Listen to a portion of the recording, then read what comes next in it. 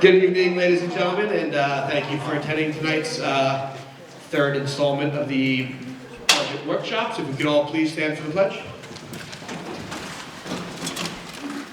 I pledge allegiance.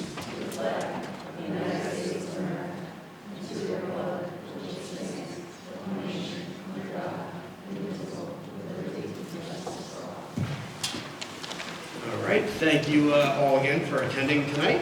Tonight's focus is on facilities and school safety. Ms. Burns. Thank you, Mr. Tussey. And before we move off of this slide, I'd just like to draw your attention to a couple of the pictures, and I just realized it now, because part of the work that's been done over the course of the last year or two that's attributable to the facilities department are represented up here. When you see the facade of the West Islip High School, that was part of our bond. When you see the sign over behind Mr. Maniscalco there, that was part of our bond, and some of the other things that you see there in our STEM labs and our art labs, our art rooms, again, a function of what's been happening throughout the district as a result of the work of our facilities department. So as Mr. Tussey did point out, this is our third of 4 work sessions, which will be followed up with a public hearing. Tonight we focus on programs that support our schools, our staff, and our students each day of the year. Buildings and grounds, otherwise known as facilities, and the school safety departments. Before I turn over the presentation to Mr. McAlevey and Mr. Bassi, we will do a quick review.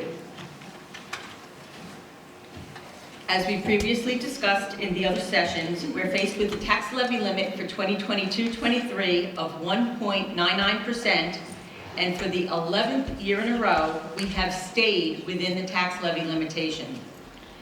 The current proposed budget for the 2022-23 school year is $127.5 million, which represents a 2.15% increase. I'm sorry, the proposal is $130.2 million, which represents a 2.15% increase over the 2021-22 school year. The tax levy in the proposed budget is $90.4 million, an increase in the levy of 1.99%. Our custodial maintenance and grounds and school safety personnel have accomplished a great deal in the past year, and in light of the challenges we've faced with COVID-19, that is a notable accomplishment. Our buildings are cleaned to the highest standards, the grounds are well maintained, and issues are promptly resolved. The bond and capital reserve also afford us the opportunity to address many items across multiple buildings as they relate to student safety and school security. At this time, I'd like to introduce Mr. McAlevey, our Director of School Safety, who will now take us through the school safety budget. Mr. McAlevey. Thank you, Mrs. Burns. Okay, good evening. So just going off the slide here, we have added multiple cameras to the district with 2 new PTZ cameras at the high school that covers our turf fields. These cameras are able to be controlled by our camera room operator. These 2 cameras can provide 360-degree coverage of both turf fields, our baseball fields, and the senior parking lots. The camera operator can zoom in and out and manipulate these cameras during events such as football games, athletic tournaments, and graduation ceremonies. Moving on down, we have identified over 200 cameras throughout the district that needed to be cleaned or refocused. School safety, along with A+ security, teamed up and completed this task over a 2-week period. We recently installed new room number signs in every classroom in each school in the district. These signs are the same across the district and are double-sided, which allows our teachers and substitute teachers to see the number from inside the classroom and allows our first responders and building administration to see it from outside the classroom. They're made out of PVC and they're more durable. It also helps the custodians when they're going to clean the windows, they just pop it right off and they pop it right back on, as opposed to some of the older construction paper that we had in the past. So we're finding that those kind of end up on the floor and disappear. So far, so good with that. We have installed multiple electronic access control points, which we refer to as door swipes, which our IDs and gives us access to certain rooms and buildings. At our elementary schools, these access control points will allow for quick access to the school in the event of an emergency situation outside of the building. During COVID, we've accessed a lot of our outside grounds, gym periods, art periods, band. Installing these access points closer to these folks that are outside allows them to get in the building quickly in the event of emergency that's happening outside the building. The staff parking lots at Paul J. Ballou fills up quickly during the school day. We have the transportation department, we have our athletic compound there, and the Paul J. Ballou staff. We're finding that cars do go in there that don't belong in there. So we provided all the staff at Paul J. Ballou with parking placards for us, help us out, identify anybody who's not shouldn't be parking there throughout the day that's parking there. We purchased 2 security bicycles for school safety. These bicycles were used during the homecoming parade and a number of athletic events. School safety officers at the high school will also use these bicycles in nice weather to do perimeter patrols throughout the day on the campus of the high school in Paul J. Ballou. Slide. Oh, sorry.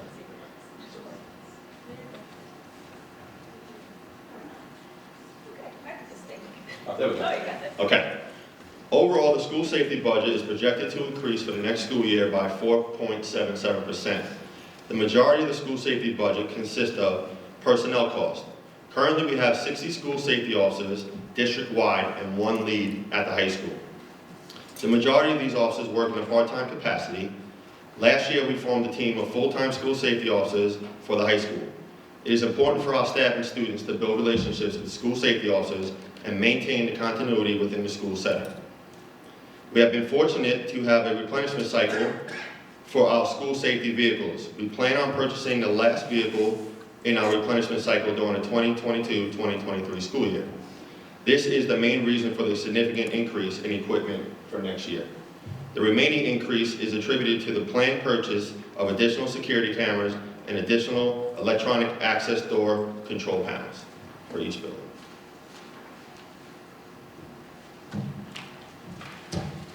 Okay.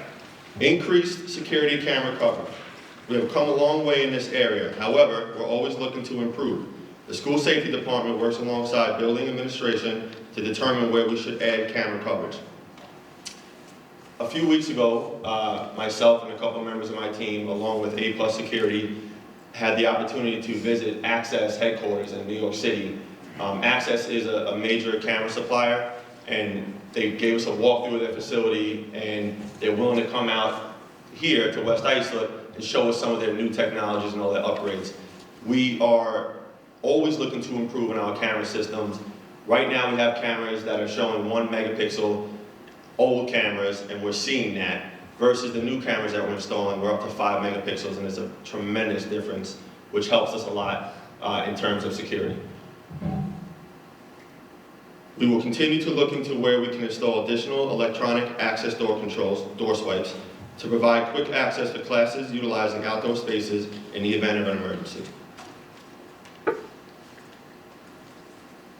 As a school safety department, we're always looking for ways to improve to make sure we are properly trained. I plan on providing the school safety staff with active shooter training, New York State annual security guard training, CPR and AED, Narcan, and various other trainings. At the moment, Suffolk County Police Department comes in and has trained my whole staff up to date on Narcan and active shooter training, as they do with new hire orientation at the beginning of the school year, at no additional cost. They're a great partner of ours, and they've done a tremendous job with us. Just recently, I was certified as a CPR AED instructor, and we purchased AEDs out of the last year's budget for my whole staff, and by the end of this year, every school safety officer within West Islip will be CPR and AED certified. We have those AEDs in our school safety vehicles. There's a lot of activities on the weekends, the sports going on. Everybody will be trained and up to date on CPR and AED. Lastly, school safety uniforms. I believe as school safety officers, we should always strive to be professional. Having the same uniform for all members of the school safety staff demonstrates unity and professionalism. We will continue to make sure all of our school safety officers are are provided with uniforms. Just want to take a step back with the professional development. This past year, we've had 6 to 7 of our school safety officers sent to the Suffolk County Police Academy to be trained on crossing guard. There's a shortage of crossing guards. There's a number of schools in our district where you'll notice that we have school safety officers out there to cross the students onto our campus. So we did go through that training to look into certain things that the average eye might not see. I think that. Mr. McAlevey, Yes. before we go on to buildings and grounds, if I could just have a few questions.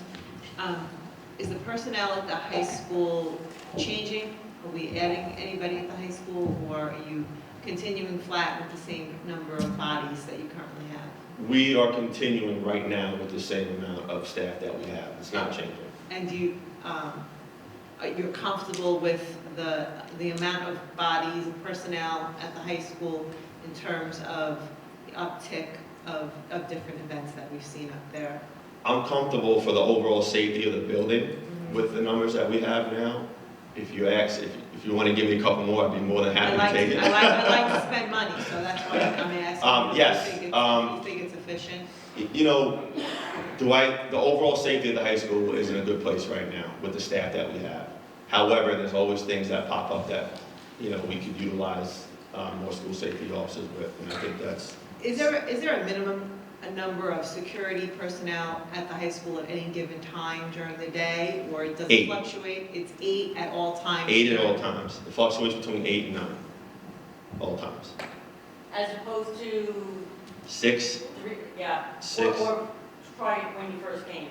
Yeah, there was like 4 to 6. No, I mean, I definitely, since you came on and took over that department, it's been amazing. I really, kudos to you. Thank you, I appreciate think that. that you've done a great job and will continue to do so. I just want to continue that conversation in terms of what the need actually is, and if there's a greater need for more bodies, I don't think that we should shy away from providing that. That is really what I'd say. Don't be afraid to ask. Yes. I appreciate that. You should be afraid to ask. Thank Okay, you. that's it, Mr. Bassi. Actually, Mr. McAlevey, echo Mrs. LaRosa's comments on what a big difference even the last 5 years have made for school safety. I know we all remember when a big push started with the best security vestibules and increasing just the professionalism at all the events that we go to throughout people don't realize it's 24/7 in these schools, and just a great job by your entire team. I did notice one thing, because I was at the high school for 7 straight nights, picking up my daughter at the play. So is there any, and this may be a James Bossi question as well, is there any thing to look at putting additional lights in the back parking lots of the high school? I noticed, just because I sat there for a little while, it was fairly dark. Yep, this is a topic that James and I do communicate with often. And I do believe he has began changing a lot of these older lights for LED lights and looking at areas. We actually had the Suffolk County Police Department give us an audit last year, and that was on their list. And since then, James and I have been working together to try to improve in that area. Thanks, appreciate it. Thank you.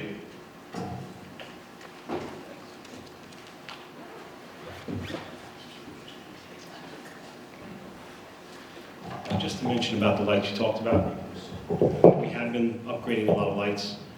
That rear of the high school is a sensitive area because there's a lot of residents back there. So we did upgrade a number of lights that have more of a downward look than approaching the whole field outwardly. But if there are some that are a problem or out or in some way not directed the right way, Sean and I are talking all the time about what might be needed. And that's, as I was watching the presentations tonight in security, I was thinking back a decade ago, or more than a decade ago, 14 or so years when I started here, that the difference in security is tremendous. It's not just security during the school day, it's observing our gates, our systems, our fields, our everything. So it's been terrific, and working with Sean, he's not a pleasure to deal with, I'll say that, but other than that, it's fine. Stop it. Okay, buildings and grounds. So our department has made it through another very unique year. The buildings are clean, properties are maintained, athletic fields are prepared, mechanical systems are being serviced and operated. We provide the permits, the scheduling, the services for events and activities throughout our campuses. We make sure the students, staff, and the community are provided with what is needed for instruction.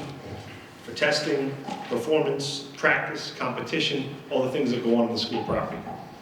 And we also take a moment now in the beginning just to thank our very hardworking maintenance team, the grounds crew, the custodians, the clerical workers, everyone involved in our department, as well as the district overall, because we all work together, the teachers, administration, everyone.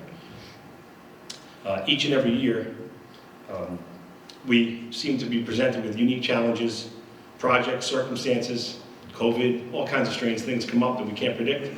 And we bounce along, we get things taken care of, and we make sure these schools are open. So I'm proud to see the last few years we've had students in school, we've still been cleaning them, we still maintain them, and kids are learning, so it's a wonderful thing. I'm so proud to work with this amazing group of professionals. The next few slides show a sampling of some of the accomplishments we've made within the department. Some are contractors, some are our own staff, and in different department areas, grounds, maintenance, custodial, all that. So the first example, we've had an installation of air conditioning in all the cafeterias and kitchens. Now that's not 100% complete, but that'll be working by the end of the school year.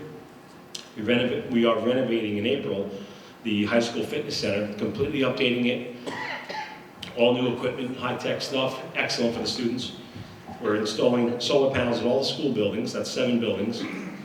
That'll save energy, save money. It'll be a terrific thing. Also, it's good for the environment.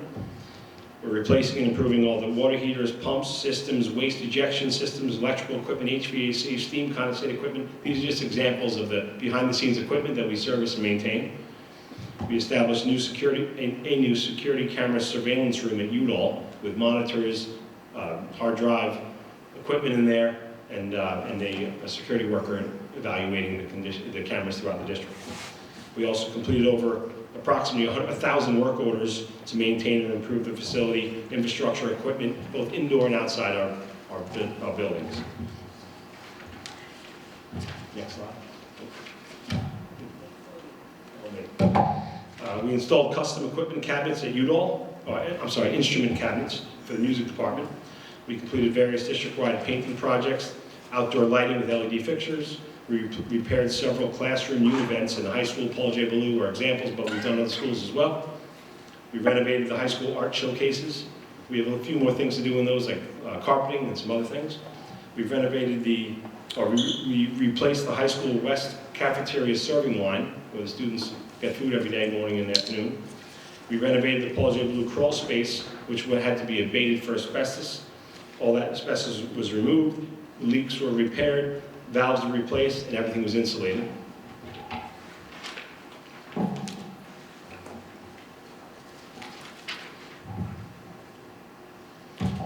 We renovated air handling systems, replaced steam coils in high school and upper gym, in the fan rooms. There are some hidden fan rooms in these buildings, like behind that wall and behind this wall and in other buildings that no one knows is there. They're moving air through the buildings, they're filtering, they're heating, sometimes cooling. So that's been maintained as well. We installed a new woodshop dust collector system at the high school, and also a laser exhaust fan system for the laser cutter that was installed recently. We renovated the family and consumer science room at Beach Street, this building, the middle school here. That included all new cabinets, countertops, appliances, electric for that classroom, similar to what we did the prior year at Udall. We restored the clay baseball and softball fields. There's 2 at each middle school, and 2 or 3 actually at the high school that have clay surfaces for softball and baseball. They need to be rejuvenated every single spring for the approaching ball field season. We also restored the varsity turf pitcher's mound, which is a turf surface like the turf fields, and that got a new top and as well new infield and rubber turf infill. That was redone end of the summer. For the budget breakdown, you can see the personnel is the biggest expense, of course. But moving down from there, the equipment line has a big increase this year compared to last year. Just to point off a few of the items in there, one thing is a refrigerated food service van. It's to deliver the food from school to school, and because of the Department of Health, we are required to make sure the temperatures are maintained, so it'll be much better and easier if we have a refrigerated vehicle instead of insulated portable containers. We also have we're replacing an old box truck that we use for moving. It's got a lift gate, and it helps us move furniture, equipment, and all sorts of things around the district. There's also a maintenance van, an old maintenance van a carpenter, or a painter, or electrician might use. That's going to be replaced as well. We have 4 stand-up mowers. They're smaller. They're good for the buildings, to do close to the building mowing at the elementary schools. We're looking to get an enclosed landscape trailer. What that'll be is where we can put all the utility equipment for backpack blowers, weed whackers, other equipment, rakes, in one location locked up, so it's ready to jump to a building if we need to take care of any services we need to do. The last one is the 72-inch field size mower. It's a commercial mower, but it's small enough to get close to the fenced areas around the gates and ball fields and turf fields and high school complex, but it can be transported to the other schools as well. Jumping down the next line, utilities. That's a big one, especially this year because the rates have increased in a tremendous way for both natural gas and electric. And I think the rate increases for electric are still coming within another 6 months or longer. Because the way it tends to work is when the gas pump prices go up, it takes a little while until natural gas pump prices go up, and it takes a little while longer than that until electric prices start going up. It's delayed the way it works. So we're planning on that. I know each and every year I talk to the board about protecting our budget, making sure we have enough of an extra budget just in case rates go up or weather conditions are extreme. Whether it's a very hot summer or a very cold winter, we have to be budgeted for that in case it happens. We also have a solar PV roof system, which I'll talk about in some further slides. That's going to reduce our electric bill significantly. But even with that reduction, we have huge rate increases. We have changes in use. We're adding computer equipment. We're adding electronic equipment. The use of electricity is just going up and up and up. And that's the same thing in your homes. So we're budgeting for that as well, with some estimates about weather conditions and rate increases. James, how are you projecting that increase? The Like, how are you getting that number? Like, where are you getting it from? What we're doing is we take the most recent 12-month period, typically the one before it as well, draw conclusions about what the rate of use will be for each and every school, or each account separately actually, and then we estimate what it would be for the next year. So if we start this estimation now, we're really figuring on what's going to be for July 1st and on for the 12 months following that. We get it for electric, we're talking about a kilowatt hour usage. So we estimate that. We make some assumptions for colder weather or hotter weather. We make assumptions for rate increases. So let's say the rate is 20 cents a kilowatt hour, and we know that the forecast is that it might go up by 3 cents, potentially 4 cents, then that increase might be 20%, whatever it might be, or 15%. Then we'll factor that in, and then we'll run the numbers again. That's what our estimate will be. So it's that step for each thing. We'll do that for natural gas as well. That's the one that's been the most volatile. Prices for natural gas right now are really increasing, more than I've ever seen them since for a decade or longer. So that's one that increased a lot. Electric went down because of the solar panel systems. Well, our consumption's going down. The rates are still going up. But natural gas is really jumping.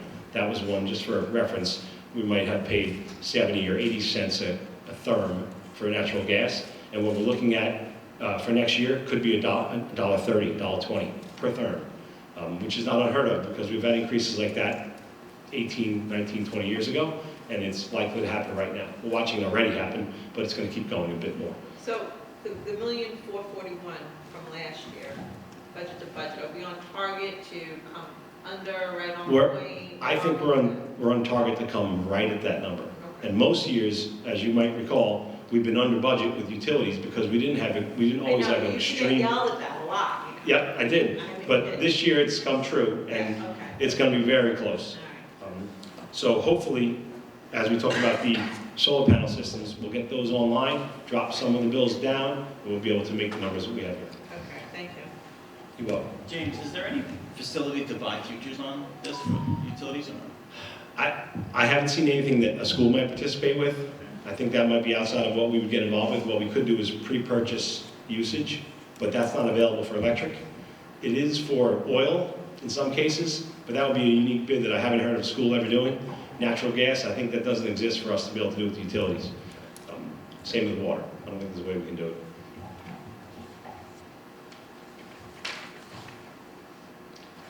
So the next budget line item I want to mention about was some of the examples, like supply. There's a supply budget where we combined a couple different types of supplies a few years ago with the budgets to clean up the budget lines.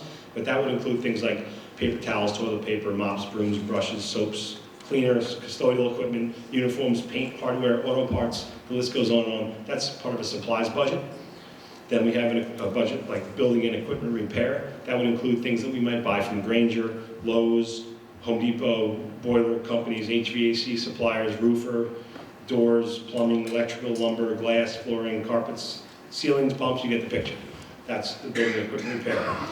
Also, those items that break in buildings in different years, they don't always match every year the same way, but the ratios seem to be consistent on how many things tend to go across the district with the number of buildings we have. So just like if you had 5 cars, you're not going to lose an engine on every car that one year, but you might lose one engine every 2 years. So you have to plan that way.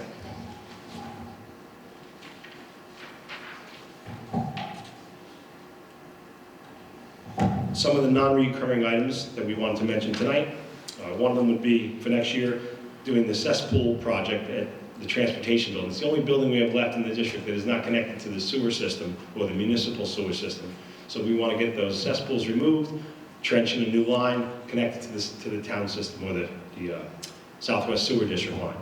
That's a job we're working on with our architect. It's a required job. We have to get it done within this year, so we budgeted for that. The other is the maintenance van, food service van, and box truck that I mentioned earlier. Tree pruning was a big one this year. We wanted to start allocating a designated amount of funds to take care of trees across the district in a systematic way. Past years, we've tried to get through, I've tried to get through with spot tree pruning here and there. The problem is it's such an expensive job. It's prevailing wages, it's insurance limits that are high, so there are limited contractors that can do the work for schools, and it's expensive and dangerous work, so you have to bring lift equipment in, you have to work certain times of the day, it's a loud job, so you don't want to do it on a Sunday, you don't want to do it during the school day, you can't do it very early morning, so it's a tricky one to figure out, so we want to budget the right number for that and move through the district step by step. So the first year we budgeted $50,000 for that, which sounds like a lot of money, but it doesn't go that far when you start doing the hundreds and hundreds of trees we have across the district. The assessment on those trees, are you including the library field trees in that assessment, or is it strictly property? It's a general approach. Really, we want to see what the worst conditions are across the district. We'll address those first by pinpointing different fields. And the library fields that you're talking about, I think the south fields by Montauk you're talking about? Yeah.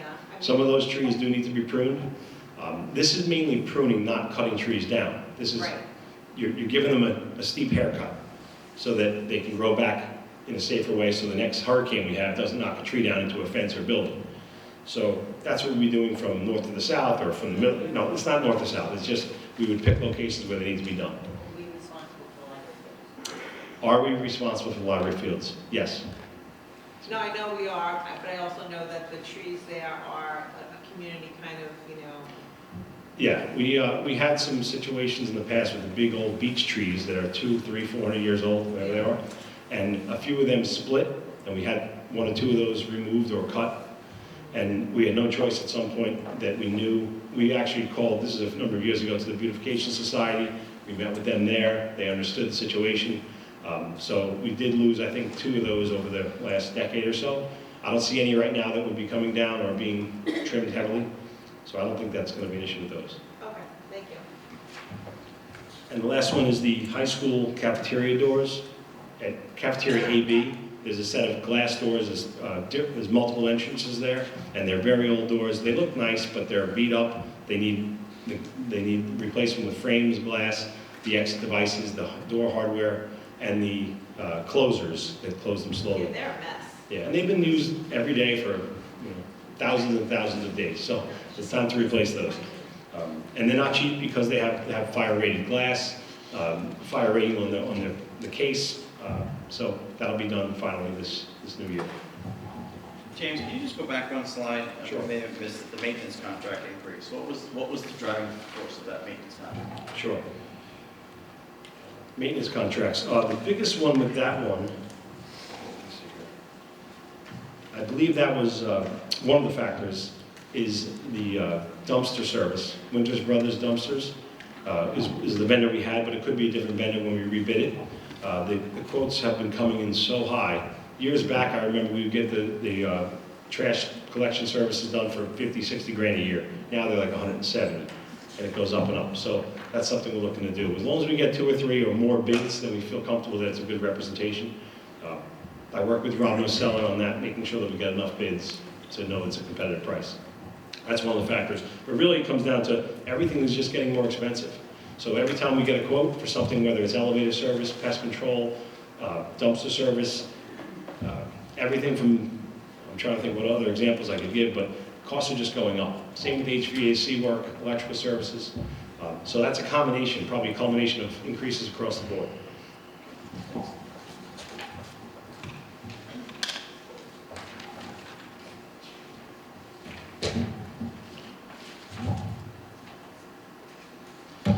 Capital reserve.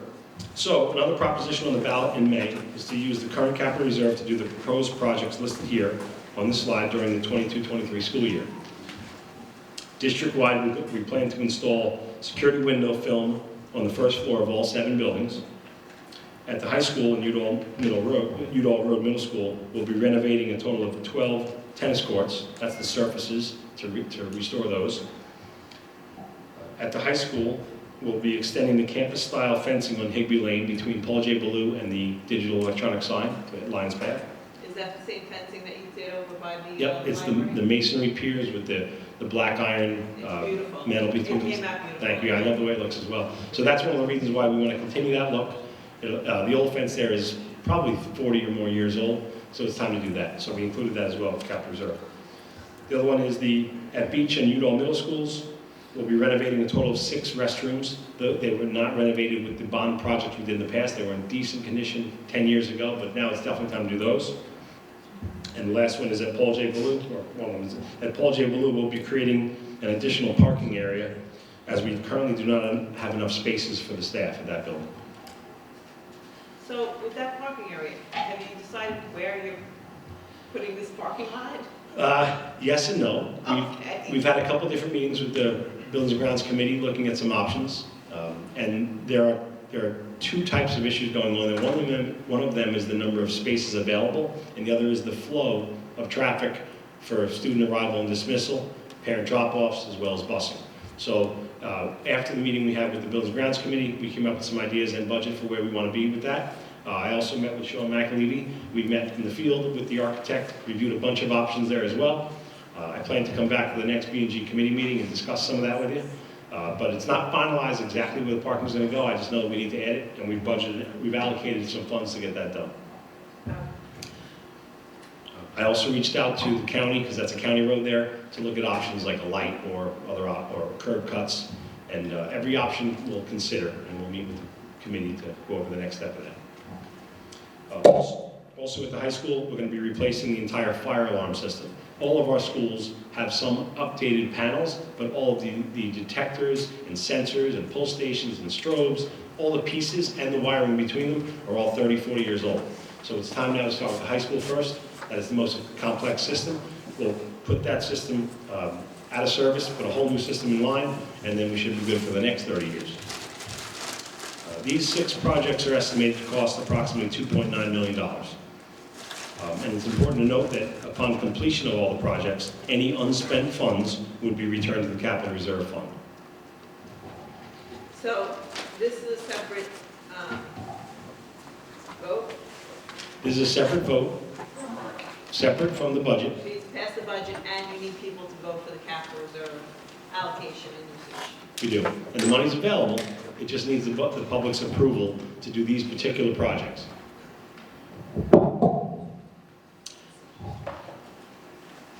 The solar project, just to recap on that. At the October 21 board meeting, the contract was finalized with Noresco. Noresco is the contractor we hired. They're an ESCO, an energy service company. They are installing the project, but their subcontractor is Sun Nation. So I'll give some examples of that in a minute. We financed this through a loan, essentially, an energy performance contract. So our electric bills go down, and then we make a loan payment to repay it. The good news is this particular project has a quick turnaround, quick payback, and it has cash flow positive from day 1. We don't have to wait 18 years to start saving money from this. We save each and every year, and then at year 18, it kicks in with a huge windfall really for the district, that every bit of generation of power goes right to the district's budget. The solar PV project is moving along nicely. The systems will produce electricity to help reduce our dependence on fossil fuel power plants and reduce our expenses. The Bayview building had the first system installed and is already producing power in test mode, and other buildings will be brought online in the weeks and months ahead. So we're done with all the buildings, all the school buildings, except for the high school is next, and then Beach Street. Those are two of the largest systems, so those are very important that they get done so we can get the electric consumption to start coming down. James, can we just go back for 1 second to the capital reserve slide? Sure. I'm sorry. I think I'll ask the same question that I asked Sean, which is, well, two questions really. How did this list get kind of, formulated? Is this the maximum amount we have in that reserve to spend, and that's why you're targeting that number?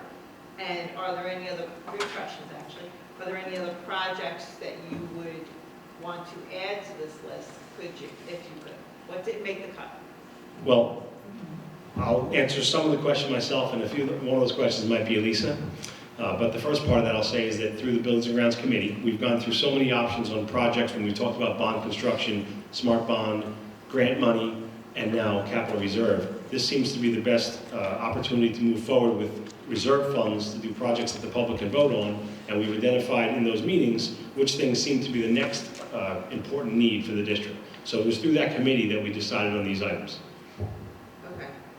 And so, an alternative, you would say, if we did not have the capital reserve fund, would be we'd have to do another bond in order to accomplish Exactly. these types of projects. Yeah. And because we established that reserve, we can spend our own money to do these projects instead. Correct. Correct? Yep. And Elisa, is that the max that we have to be able to spend right now? No, so as of 2020, at the end of fiscal year 2021, we had $6 million in the capital reserve. However, last year the voters approved the authorization of $1.7 million to be used for 7 different projects that we're currently doing this school year. Right. After that, we're left with currently $4.3 million. So of the $4.3 million, without allocating anything for this current school year, we're looking to spend the 2.9. Okay. And at some point, and it's not included in here, James, but I've seen it before, air conditioning units were included somewhere. Is that from last year's allocation? I believe some of that is from the grant funds. Okay. Krista grant. The Krista grant. Yep. So, And that's for the kitchens, cafeterias, and auditoriums. okay. And so we haven't identified any other air conditioned spaces to include in the capital reserve projects as of yet. Not yet.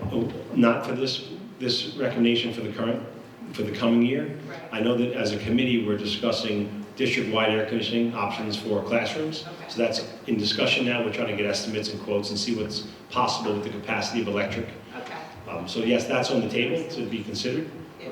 So we're looking also to have a third item on the third resolution on the vote this year, which is to establish a second capital reserve and reallocate some of our reserve funds to that Specific need. reserve line, yes, Okay. among others.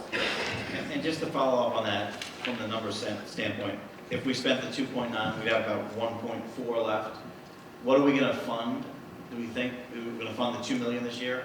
We could potentially fund $2 million, but of course, our fiscal year hasn't ended yet, so we Right. haven't projected we don't know what our exact amount of fund balance will be at year end. So we'd have 3, 4, and then potentially fund another capital reserve to help offset or That's pay correct. for an air conditioning project. I think it would be very beneficial to outline in budget print material, that plan is on the table and what the district is looking to do for that. And maybe we can discuss it later. Okay.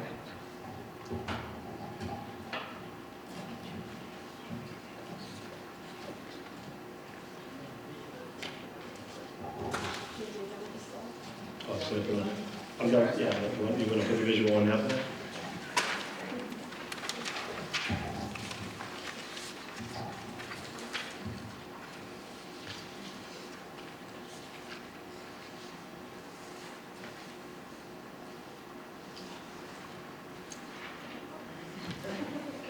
supposed to be a link to what the solar panels look like on the roof. Oh, we got it, yeah, sorry about that. I have it on this thumb drive if you want to use it. I think it's going to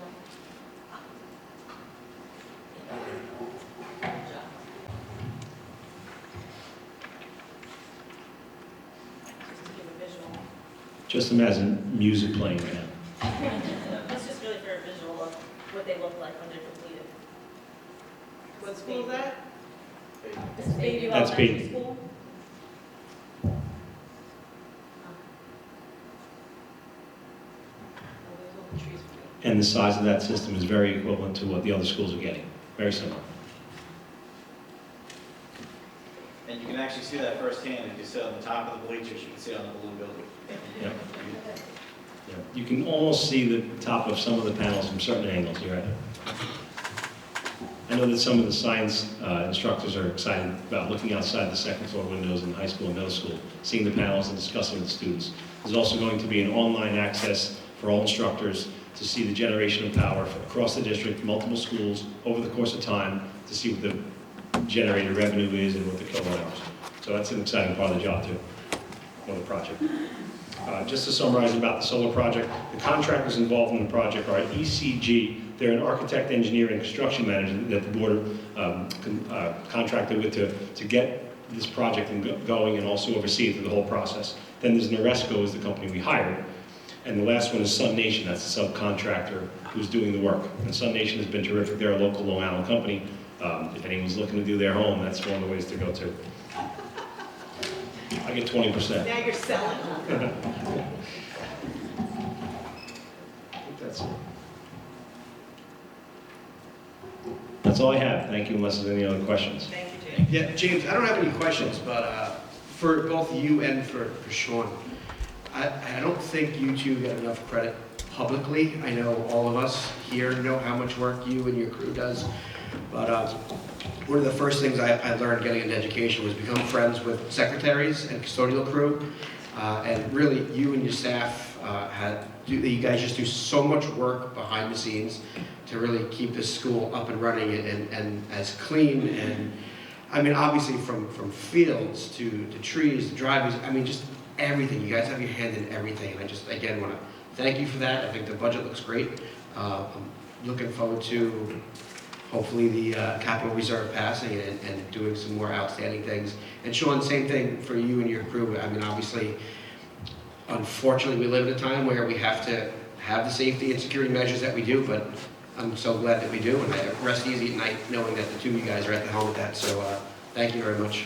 Thank you. You're very welcome. I thank you as well. It's been a pleasure, and I'm also impressed with what we've been accomplishing. Thank you. And as you guys can see, budget workshop number 4 and the adoption will take place April 12th. Nominating petitions for the board and trustees are due April 18th. We have a public budget hearing on the 10th, and of course the trustee election and the budget vote on the 17th. I don't know if that's how you were going to end, Ms. Burns, I just stole that from I you. didn't know if But there were any other questions. do we have, yes? In one of the previous ones around meetings, you mentioned that the elevators at the high school. Is that something that's going to be done this school year, or would that fit into the budget for next year, or is that something completely different? That is, we put a bid out actually, that we haven't collected the results yet. And that bid is going to be two-part. One is to fix the elevator issue at the high school, and the other is to give us an annual service contract for inspecting. Okay. And if that bid goes well, we'll get the elevator fixed. Well, we're going to get it fixed no matter what. But I'm hoping the bid goes well, so we continue with that bid for the following year for the inspections that are required. So far, so good to get it done for September. Thank you. Any other questions? Yes? Good afternoon. Thank you so much for the presentation. I have 2 questions. The first one, and it might have been said, I apologize because I came late. Where does the additional, what's the other revenue for the additional funds? When I look at slide 2 on the first page, so I see the proposed budget, right? 130 million, and tax levy generates about 90 million. So, yeah, where does the difference come from? So the tax levy is that which is assessed to our homeowners. That's the portion that our homeowners pay. And the balance comes from a variety of sources. It comes from state aid, it comes from revenue from our rental buildings, Pilates, Yeah, just tuitions, interest income, there's a variety of revenue items that are, and we're actually also going to cover revenue in detail at the next budget workshop. And my second question, and maybe that's the next session as well. So we have the adopted budgets from, the adopted budget from this fiscal year, and then the proposed next one. Is there a place where we can see what was spent and what the balance is from the previous years and what is approved? Or do we just see what is adopted and then what's proposed for the following year? you want to speak about this? So if you're referring to the 21-22, this fiscal year, Yeah. we haven't actually finished the year yet, but each month we put our fiscal financial reports on the website. So it's called an appropriation status report. And at any given time, you can look at our monthly financial reports to see, which the board looks at each month at the finance committee. You can see what the the adopted budget is. And then each month you can see how much we've expensed to date, how much is encumbered to date, and how much is available to date. So I can, if you want to reach out to me tomorrow, I can direct you to where that is on the website if you can't find it, but it is on our website. Thank you so much. Sure. Now, each year, we also will make a budget book. We will provide a budget book to our homeowners via the website, and we will have hard copies available as well, and that breaks down the budget by line. Thank you. You're welcome. Anybody else? Well, no other questions, and I thank you all for attending tonight. I wish you all a great evening. Thank you so much for attending.